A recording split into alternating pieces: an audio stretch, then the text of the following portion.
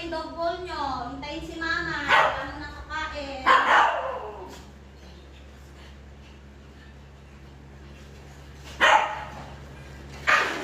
O, huwag kayo magkawan. Bawal ka na. Upo muna kayo dyan. Maglalagay muna si mama ha. Bago kakain na very good yung mga babies ni mama eh. Cloud, stop yan. O, very good ha. Hindi talaga sila kumukuha kasi naghihintay sila. Lahat po sila marunong talaga makinig kay mama. Kasi, tinuturuan na ni mama. Opo, para maging good listener. Dipis, hindi mo nakakain ha. Maglalagay muna si mama ng food sa dog bowl nyo.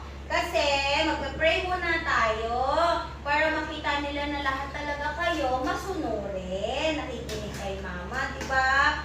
Kasi lahat po sila natuto na.